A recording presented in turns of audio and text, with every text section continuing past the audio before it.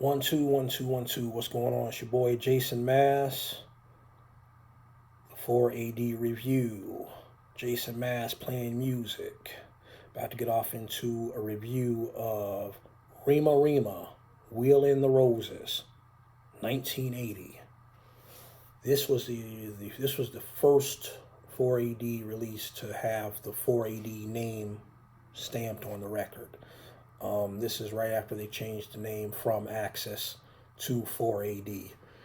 And this is a very important and sacred document in the history of 4AD records. This is where the 4AD aesthetic started to first really kind of come into focus. And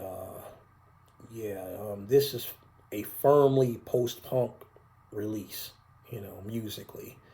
And it's also musically distinct from other post-punk acts of the time, which was kind of tricky to do because there was kind of a sameness to a lot of the post-punk acts that were, kind of putting out singles and coming out around that time. And this was the first 4AD release that was a front to back solid release, even though it's only 4 tracks deep. This was the first solid release that 4AD put out. And this one right here, we'll go ahead and break it down track by track. First track was entitled "The Feedback Song." First 36 seconds of the record and of this song, it's just the band repeating "Rema Rema, Rema Rema," and all these varying different voices and howling and yelling and screaming for 36 seconds before the actual music starts. And it's kind of fueled by a thick, slow, slow bass line. And then, guitar distortion coming in and out of the song.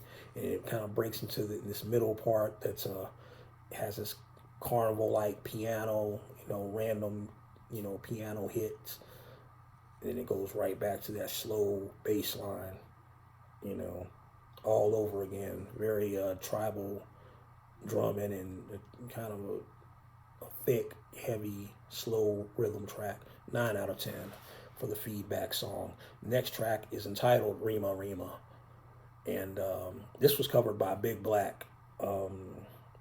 It's the closest that Rema Rema ever got to, laying down a groove, like some old kind of funk inspired groove type joint.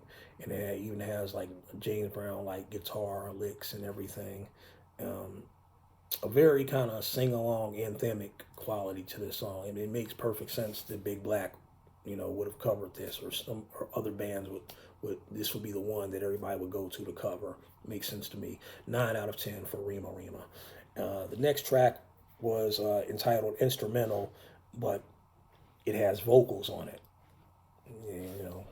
That's I guess that's that post-punk contrarianism right there. Has this weird kind of synth and mechanical drumming in it that kind of adds a kind of cool layer to the soundscape on that track. That's a 9 out of 10 track. And we go to the final track, which is entitled "Fond Affections," which is a 9 out of 10 as well. This one was covered by This Mortal Coil, and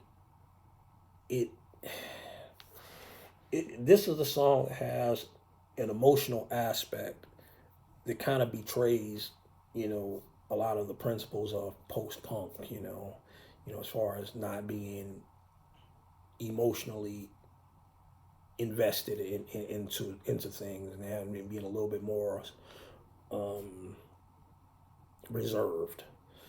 And it kind of leans towards, gothic acts such as Susie and the Banshees, The Cure, and maybe even Bauhaus.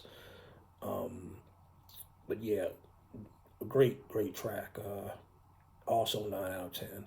And everything on this points to this EP by Rema Rema, "Wheel in the Roses," released in 1980. 4-track EP, 9 out of 10. There you have it.